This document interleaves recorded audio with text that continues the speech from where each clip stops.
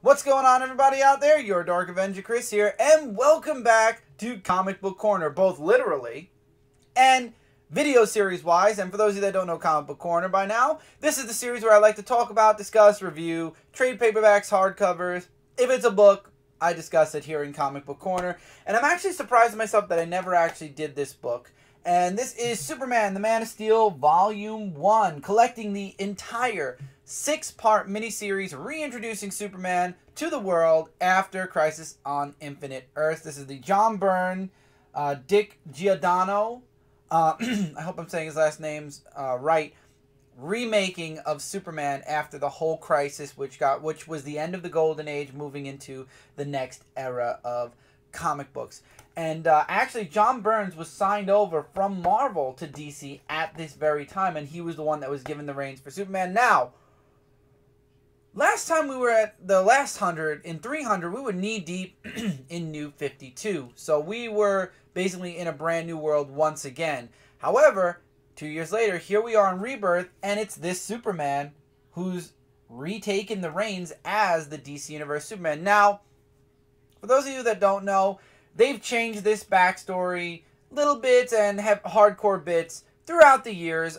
They've changed the Krypton, they've changed the way the Kents look, they've changed certain pieces to Superman's past where he met Lois for the first time, what have you. But the 86 Man of Steel series is basically the groundwork to the new age of Superman post-Golden Age. And while it has been changed several times, and a few things here or there have been changed, there have been several retellings of his origin. I believe the one that stuck, that was closest to this, and which is sticking, I guess, now, minus the Kents being dead, because apparently they killed the Kents with the Rebirth. Anyway, is the Superman Secret Origin miniseries. Really great artwork, really great miniseries as well. Really nice retelling of Superman's origin. But we're going to talk about this book right here. Now, you're going to get mixed people's feelings when it comes to this book. A lot of people did not like John Byrne's miniseries for Superman. A lot of people didn't like John Byrne's run on Superman. They didn't like the retelling. They didn't like certain aspects of the retelling. This book basically, as you can see on the cover, it spotlights all the characters on this cover. Now, there are other volumes. I believe they're up to volume 9 now. Volume 4, 5, 6, or 7. One of those is literally the hardest volume to find. I believe that's because there's a reprint of a comic that's literally, you can't find it anywhere. I would love to complete my Man of Steel run, but unfortunately, if I can't find that middle trade paperback, I'm not going to go crazy finishing off the collection -1 unless I go digital for one trade. But that's the story for another time. We're talking about the first volume.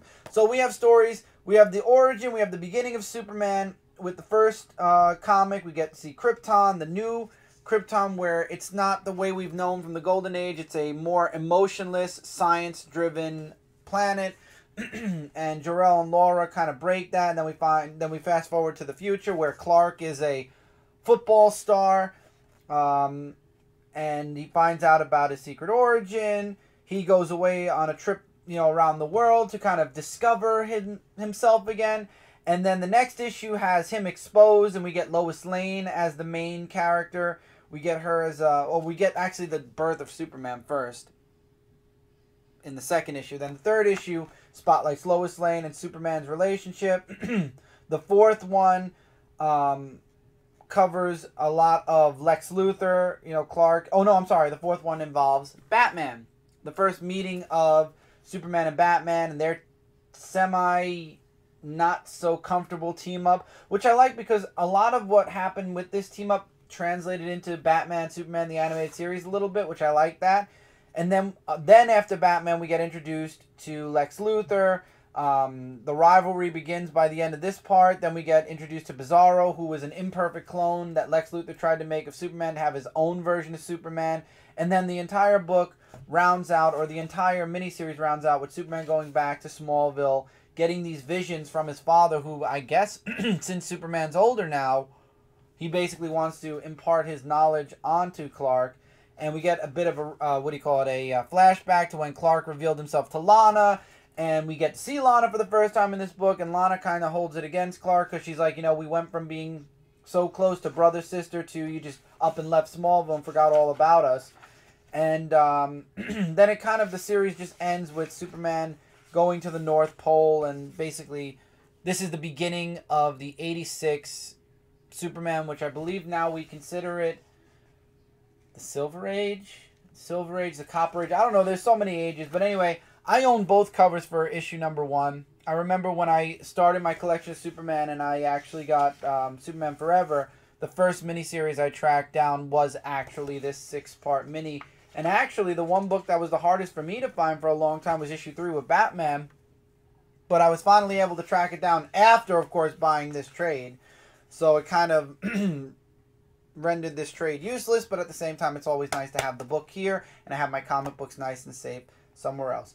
Now, again, John Byrne's reimagined Superman. They powered him down a bit. They made him a little bit weaker than he was back in the Golden Era. The Kents, they kept the Kents alive, which for me, in my opinion, was a humongous bonus, a huge plus, and something I wish would have translated into the Rebirth saga of DC Comics, especially after they killed Jonathan Kent during that Brainiac story pre-New 52. I thought that would have been this Rebirth would have been a perfect opportunity not only to bring Martha back, but to kind of find a way to bring Jonathan Kent back as well. Jonathan and Martha Kent actually were modeled, I believe, and this is just my guess, unless they got stars to follow in the same footsteps. But Jonathan and Martha Kent, in my opinion, were definitely a bit modeled after the Kents from Lois and Clark, The New Adventures of Superman. Just my opinion, I could be wrong. Again, this was 1986, and Lois and Clark, The New Adventures of Superman wouldn't happen until the early 90s. So I believe the Kents had their own look, and then when we got into Lois and Clark, The New Adventures of Superman, that's when we actually got the Kents the way they look now. We kind of found a little bit of the artist started to draw them a bit more like the Kents from Lois and Clark. I could be wrong. They've changed Jonathan and Martha Kent several times.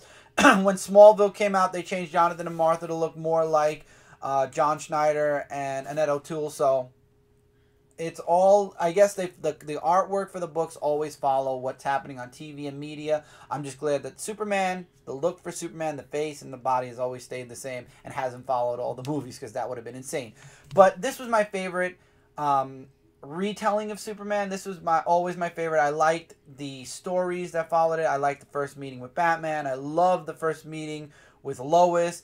The decision where Clark finally, accidentally on purpose reveals himself to the world, and now he has to become Superman. And I like the aspect also of the Kents, Martha Kent more specifically, making Clark's very first costume with the blankets that lined his ship.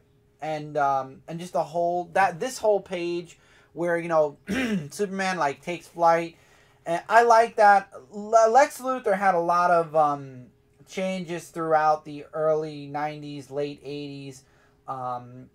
He died, he got recloned. There was a lot that went on with Superman. I loved the first meeting with Batman. I thought that it was perfect.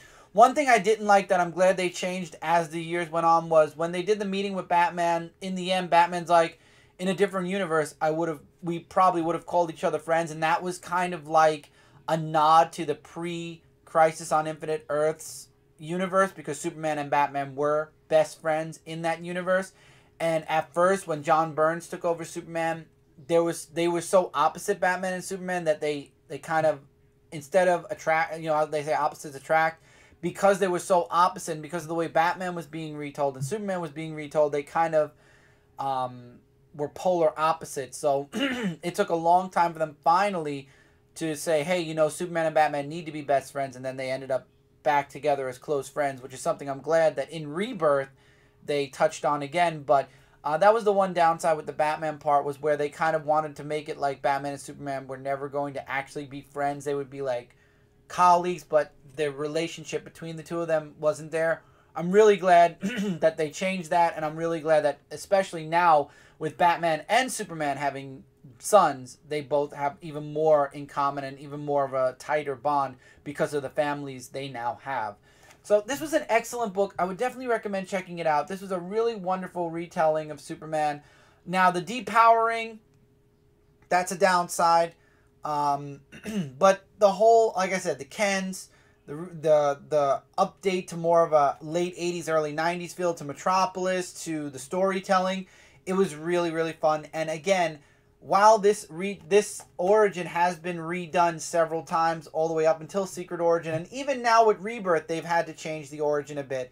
The base story, the story where they took a lot of the material from and changed it up, was from right here. So if you ever want to go back and see how they changed Superman in the 80s after their very first crisis/reboot, this is the book you definitely want to check out. And like I said, they've been continuing the series. Now after this, they follow the Man of Steel title, which ran all the way through until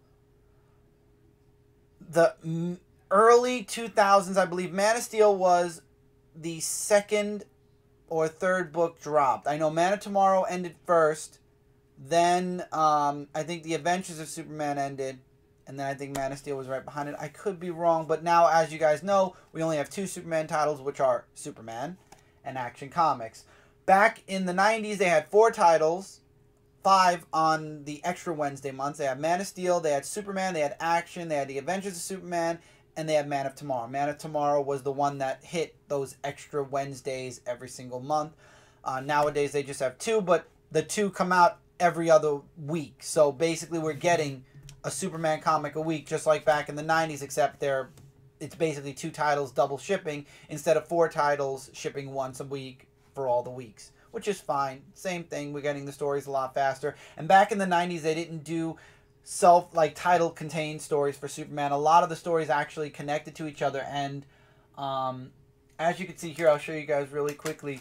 They actually implemented, because all the stories were together, they implemented a triangle number or a Superman S number, which basically this number represented which issue it was. So this came out the 31st week of 1997, or it was the 31st comic in 97, and then every year they'd start over again at issue 1. But they kept the numbering of the book. It was still Superman issue 505, but it was the triangle number 31, which meant it was the 31st book of the year. I'll put this back on the wall when I finish, unless I can kind of reach up now and do it real quick. But yeah, Dan Jurgens ended up joining the crew at some point. So did Tom Grummett, Carl Kelsel, a lot of other people, and Superman just continued to grow. As you guys know, the death, the return, so many other things. But it all began right here. So if you ever want to see how Superman started, this is where he started back in 1986, after the golden era was erased by Crisis on Infinite Earths. Well, it wasn't erased, but read Crisis on Infinite Earths and you'll see what happened there. But I enjoyed this retelling. For me, I enjoyed it.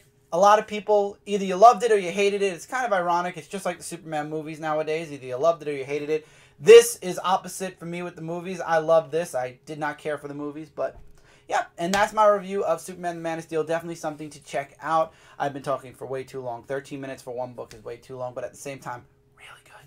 Check out the miniseries. It was good. I liked it. I know a lot of people don't like John Byrne or his run on Superman, but I enjoyed it. I don't know why, but I did. Feel free to let me know in the comments below if you did read that 6-part mini, or if you did get this book and read it.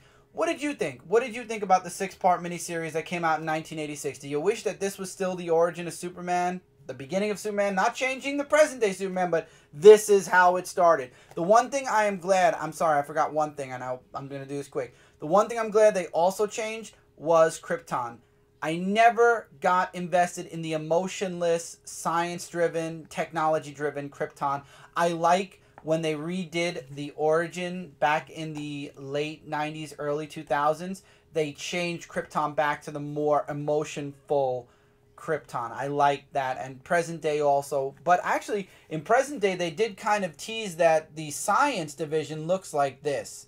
So they kind of kept a little bit of the old, a little bit of the new, and a little bit of the 86 remake. So I like that, but as long as it's not the entirety of Krypton, and Krypton was more open and loving, I like the emotionful Krypton. I did not like the emotionless Krypton.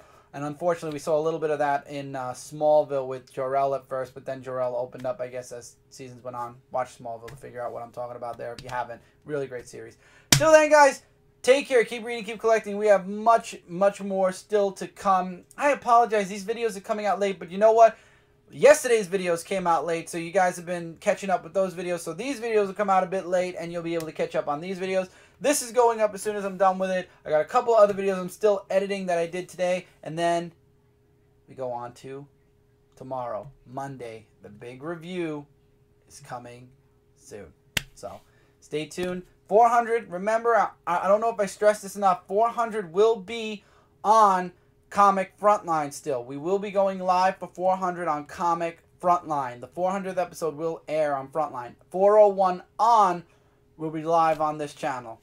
I just want to make sure that that was clear.